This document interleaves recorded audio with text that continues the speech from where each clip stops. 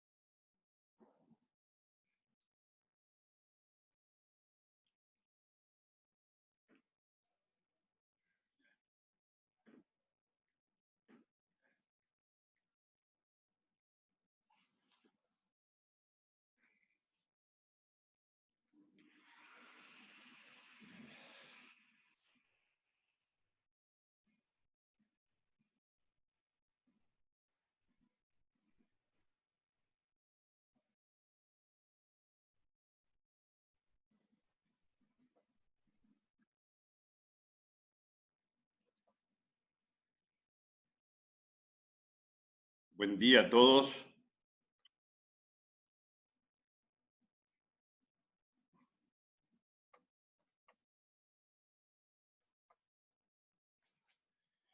Falta un minuto para comenzar. En este momento veo 83 participantes. Me tuve que mudar dentro del hospital de mi despacho porque estaba sin conexión, sin conectividad, y me han prestado aquí en la Asociación de Profesionales. Algunas cosas antes de comenzar. Primero, hay una circular de la Universidad de Buenos Aires del día viernes que hablaba de que las actividades comenzaban el 1 de junio. Yo me comuniqué el día sábado a la mañana con el secretario académico de nuestra facultad, le planteé lo que estábamos haciendo, me dijo, adelante, Roberto, seguí. Y ayer salió una circular de la Facultad de Medicina, de la Secretaría Académica, que las clases siguen como se están dando. Así que, para ello, este es el primer punto. El segundo, por favor, si tienen ustedes que salir por cualquier cosa, deben protegerse. Boca, nariz. Aquí nosotros utilizamos el barbijo, no es necesario este barbijo que es el N95 del personal de la salud. Se pueden confeccionar, incluso en el diario de la Nación de hoy hay un artículo muy bien, cómo hacerlo con algodón, doble capa de algodón de un tipo que se llama algodón de bordador, que es un algodón grueso, o si no, con una tela batik, o si no, con algodón, la parte externa, y la parte interna con franela. Bien, nosotros hoy vamos a conversar sobre el examen clínico del paciente hipertenso.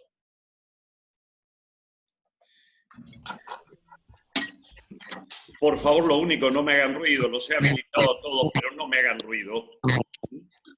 En el examen clínico del paciente hipertenso, fundamentalmente, vamos a tratar de responder algunas preguntas que ya se las voy a mencionar. Pero antes de seguir adelante, recuerden ustedes que la hipertensión arterial es un síndrome, como les dije en el día de ayer.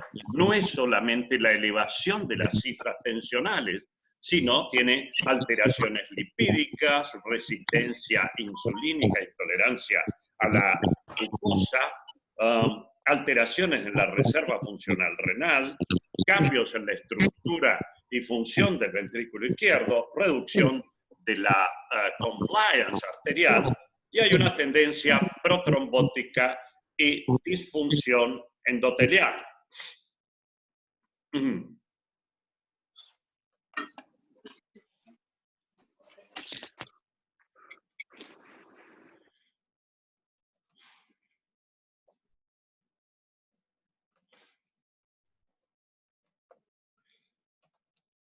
Como ustedes ven,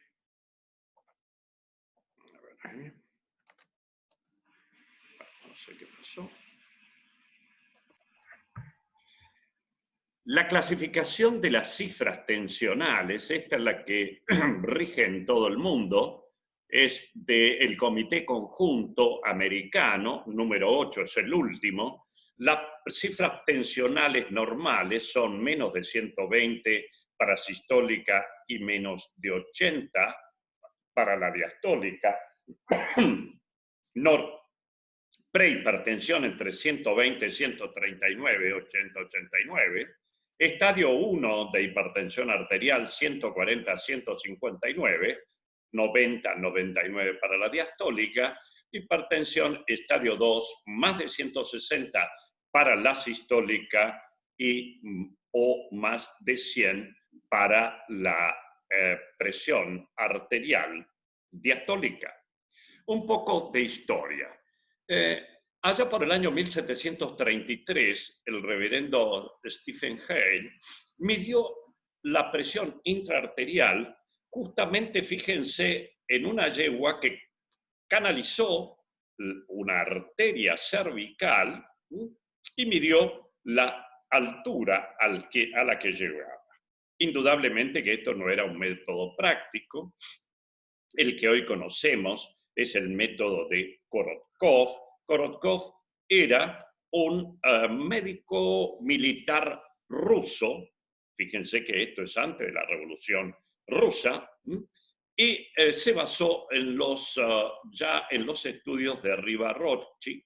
Rivarocci, un investigador italiano, que había hecho esto. Miren ustedes cómo trataba de medir la presión arterial. Y es así que conocemos este método, que ustedes lo van a aprender muy bien. Y es para una persona normal, el primer ruido, por así decir, es la presión arterial sistólica, una vez que ustedes han colapsado la arteria, y el último que van a escuchar es la presión arterial diastólica. Lo van a ensayar en sus casas, con sus familias, e indudablemente cada uno de los responsables de comisión van a estar ayudándolos. Lo que sí es importante que aprendan bien, y no como se hace en muchos lugares, que se toma la presión arterial, este que están viendo allí es el método correcto, donde el miembro superior está a la misma altura que la aurícula izquierda. Miren, este hombre en condiciones normales tiene 115/73, pero si lo tiene en esta posición, tiene 11 milímetros de mercurio más para la sistólica y para la diastólica. Recuerden que no podemos abstraernos de la presión atmosférica. La otra cosa fundamental, que yo lo hago todos los años, pero presencial, es que ustedes vean que hay distintos manguitos, distintos tamaños de manguitos. No es lo mismo tomarle a un niño, que sería el primero que ustedes están viendo, que a una persona grande, obesa.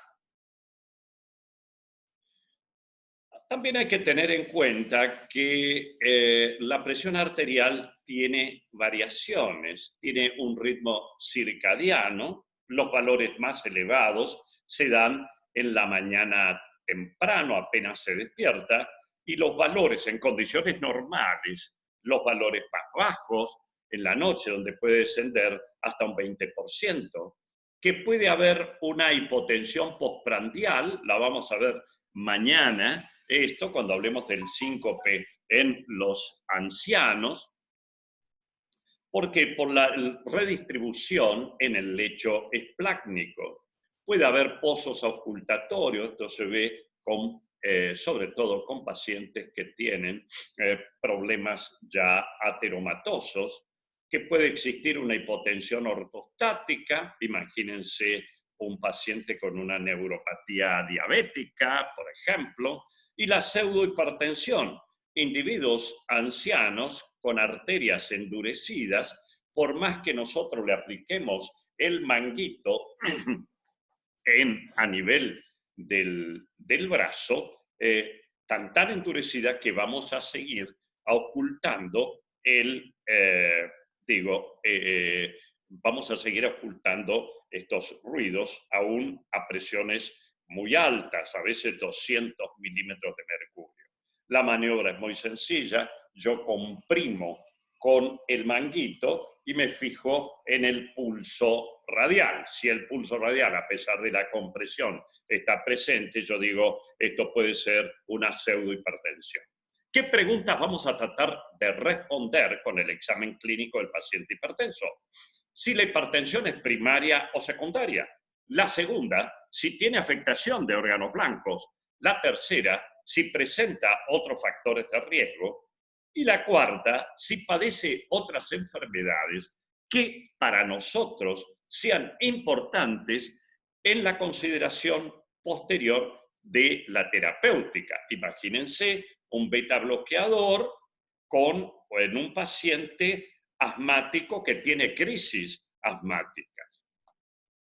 Entre las principales causas de hipertensión arterial secundaria que tenemos que tener en consideración es lo que hablábamos ayer también, las apneas del sueño, la hipertensión arterial inducida por fármacos, ya vamos a ver un listado ahora, la enfermedad renal crónica, el riñón poliquístico, el hiperaldosteronismo, la enfermedad renovascular, el Cushing feocromocitoma, la coartación de aorta, etc. Aquí las tienen ustedes numeradas.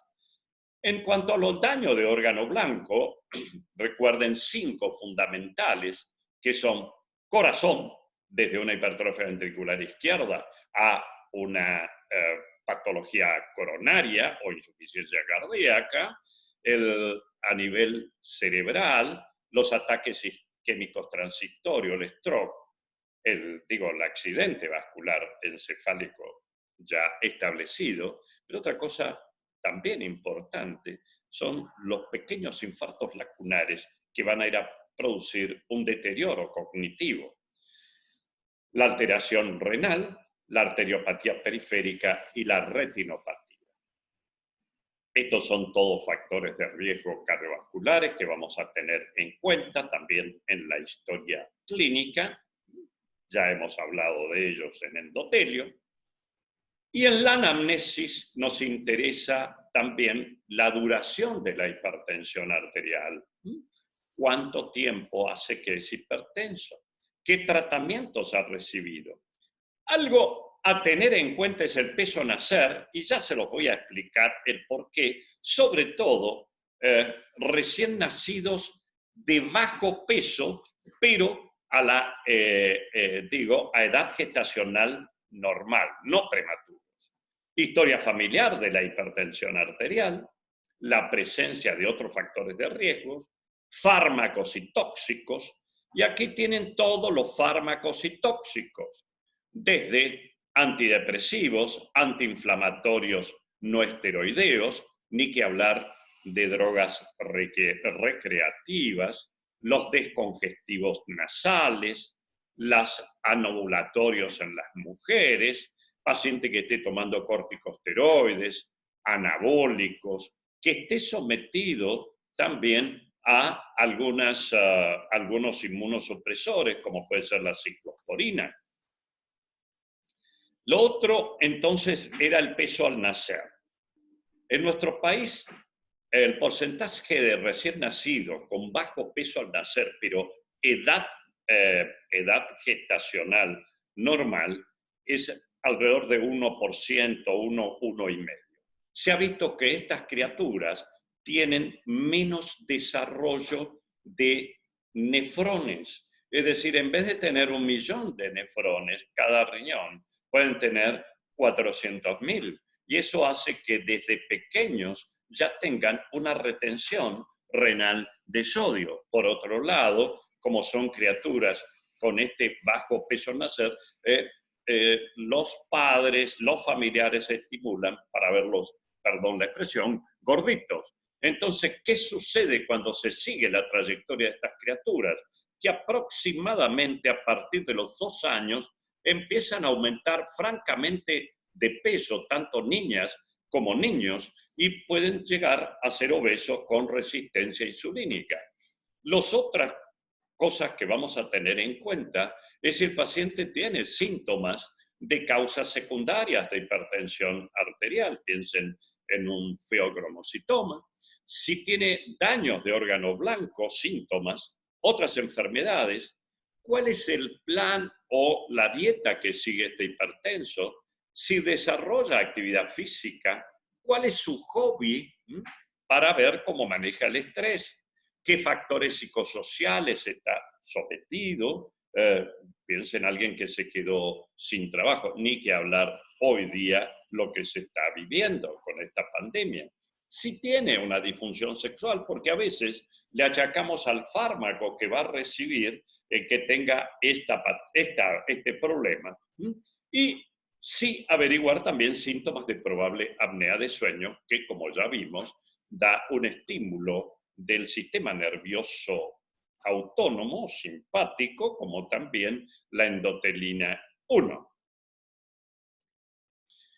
Cuando vamos al examen físico, nos interesa el aspecto general del paciente, la frecuencia cardíaca, vamos a determinar todos los pulsos, no solamente el pulso radial.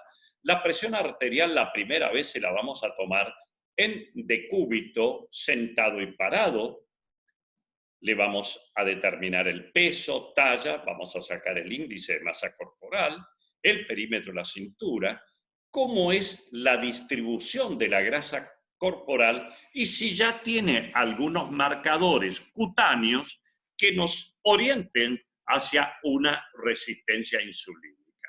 Indudablemente vamos a reflejar bien el tipo de onda de pulso, si ya está la arteria más rígida. Recuerden por ayer que era de una elevación más abrupta. Recuerden, por ejemplo, entonces lo puse a propósito, aquí está tomando mal la presión, entonces determinémoslo nosotros bien la presión arterial, utilicemos el manguito adecuado y aquí yo les doy toda una serie de recomendaciones que ustedes las leen después en casa tranquilos, ahora obviamente están en casa, pero digo, como la van a tener grabada esta conversación, después la pueden ver muy bien.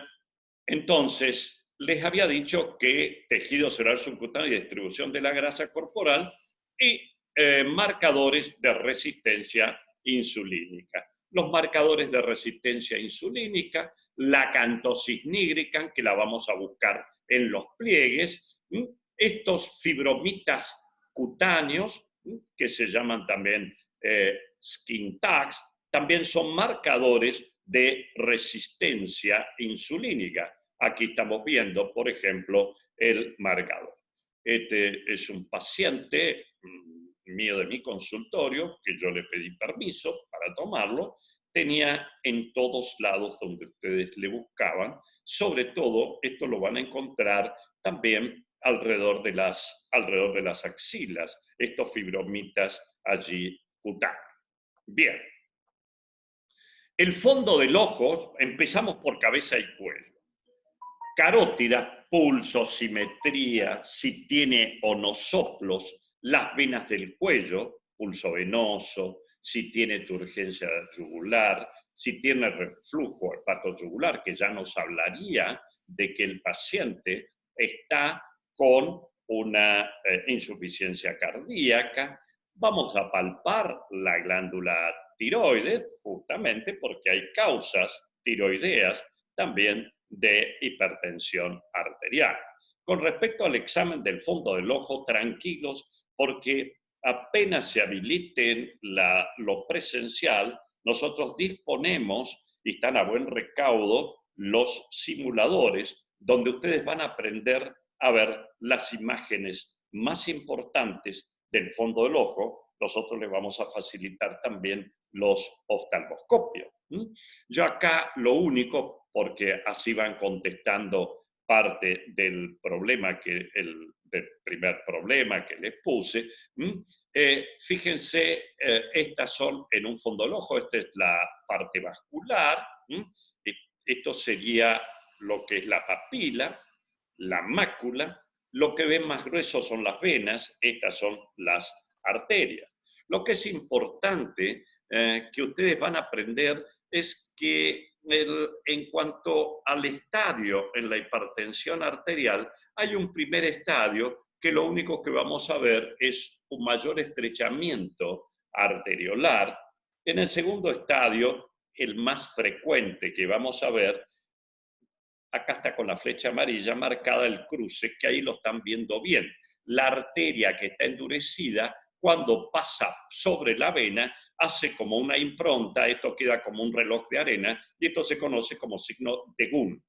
En un tercer ya estadio aparecen estos, que son pequeños infartos, se llaman exudados, y allí ya a posteriori aparecen estas hemorragias.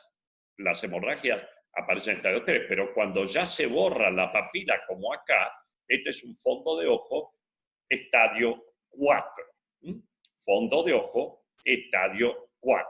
Miren acá, hay hemorragias, ahí hay exudados, después la ven bien, hay hemorragias, hay exudados, ahí van a ver, les puse varios ejemplos, y esto, interesante, pacientes con elevación marcada de los triglicéridos, pueden llegar a ver ustedes esto que se llama lipemia retinalis o fondo del ojo lechoso.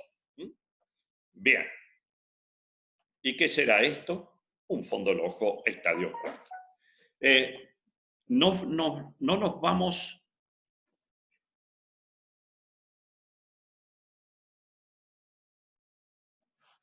No nos vamos a ver, perdón.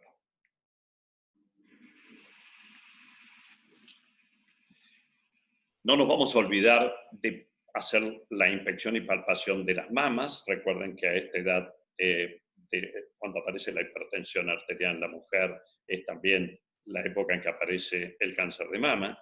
El latido apexiano, choque de la punta, lento, impulsante y sostenidos. A ver si es eso, es una hipertrofia ventricular izquierda. Cómo están los ruidos cardíacos, si tiene soplo, si tiene el paciente ya sibilancias, o si tiene estertores crepitantes que nos pueden alertar ya sobre una insuficiencia cardíaca, o si tiene un soplo sistólico interescapular que nos hable, por ejemplo, de una causa secundaria que sería un paciente con... a ver, perdón, no sé qué está pasando acá.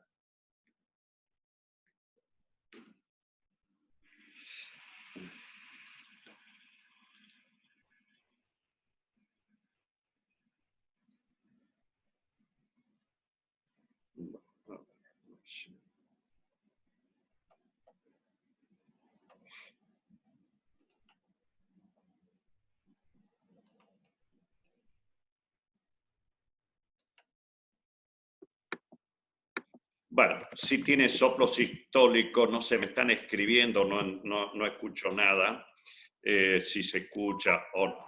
Bien. La otra cosa, porque no se puede acá manejar. Bueno, las áreas de ocultación, La radiografía de tórax nos puede dar, por ejemplo, en este caso, una redistribución, habla de una insuficiencia cardíaca. Ustedes van a aprender bien el electrocardiograma. Esto sería una hipertrofia del ventrículo izquierdo. Le pediremos a algunos un ecocardiograma que nos va a demostrar ello también. Vamos a ir al abdomen. En el abdomen buscaremos si el paciente tiene latidos expansivos, masas evidentes. Latido expansivo puede ser un aneurisma de la aorta.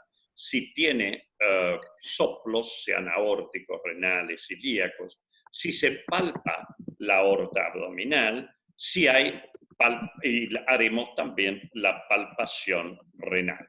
Esto se lo dejo nada más para que ustedes vean esto en la inspección. Estamos viendo acá algo.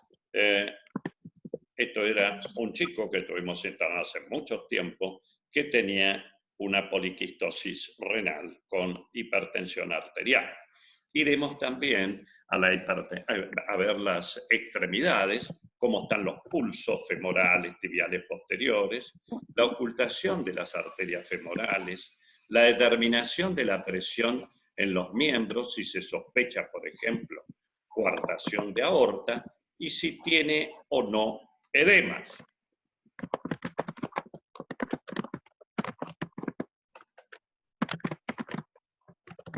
Bueno. Yo he puesto activar a todos, les activo todo, he puesto también que admitir a todos, pero no sé, bueno, listo. Seguimos.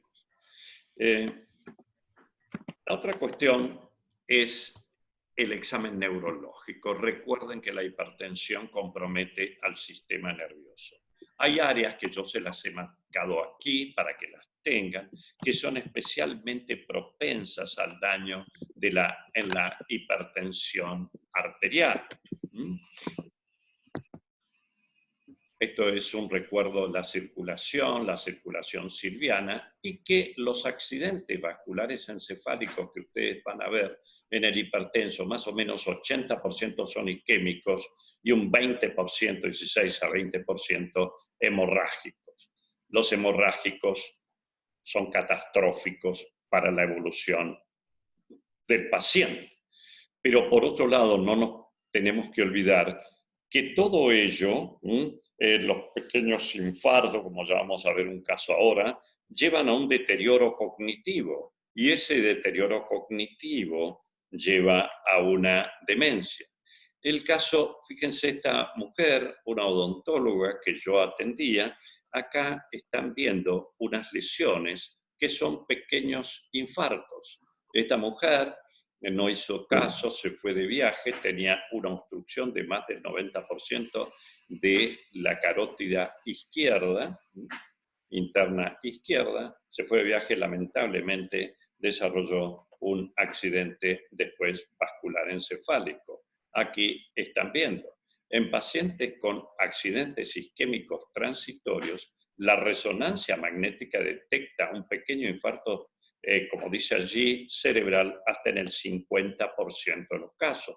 Acá tienen una tremenda lesión isquémica, y aquí una anatomía patológica de una gran lesión que es hemorrágica. Ahí tienen otras hemorragias para que ustedes después las vean.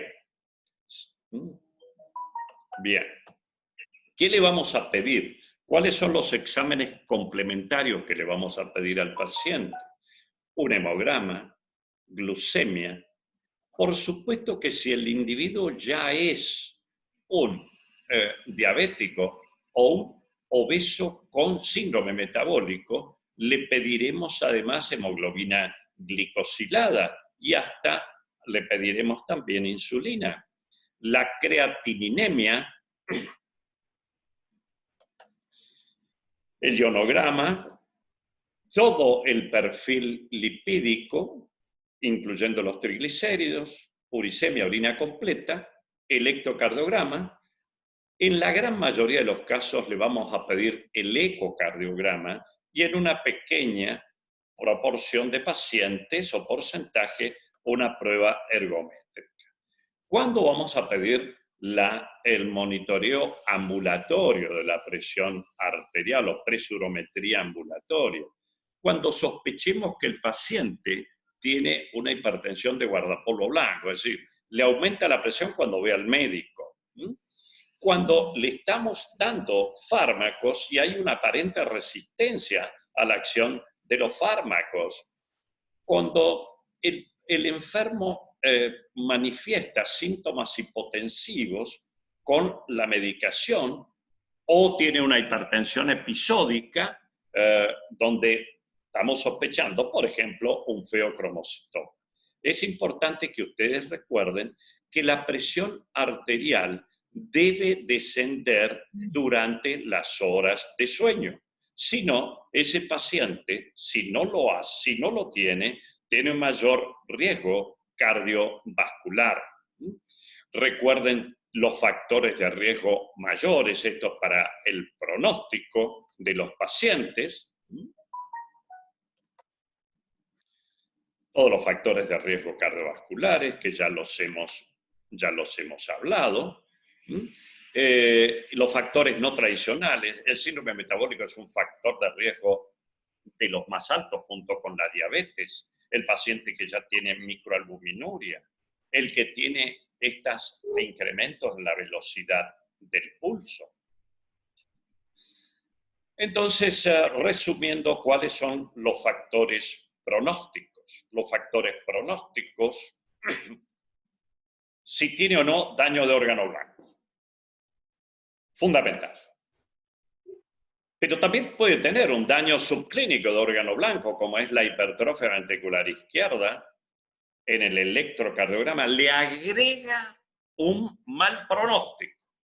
Si tiene, obviamente, a nivel ecocardiográfico.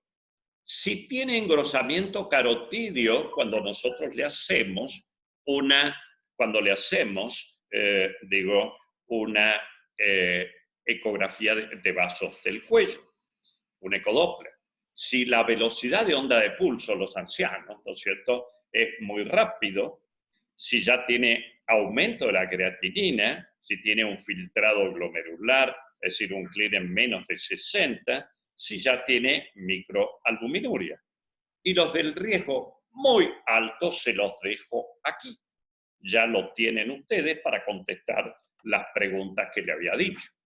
Y esto es lo que se emplea, incluso las compañías de seguro, para saber qué pronóstico y si el riesgo es elevado. Ustedes tienen factor de riesgo arriba de enfermedad cardiovascular, si tiene lesión subclínica de órgano blanco y si tiene ya lesiones establecidas en alguna, en la subclínica, y otra directamente, por ejemplo, una lesión subclínica podría ser los infartos lacunares y una lesión ya clínica sería un ataque isquémico transitorio o el paciente ya con deterioro cognitivo.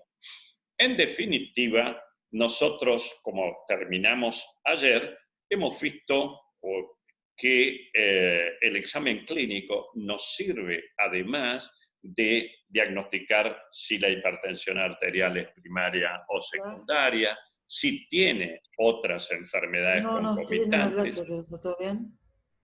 Si tiene otros factores de riesgo. ¿Qué pasó? Además, ahí estoy escuchando hablar.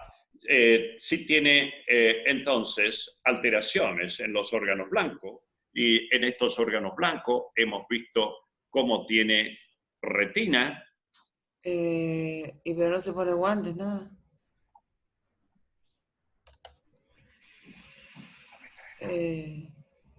Pará. Después déjame yo. Bueno, ahí escucho hablar a varios. Si tiene lesión renal, si tiene lesión a nivel del sistema nervioso central o arteriopatía periférica.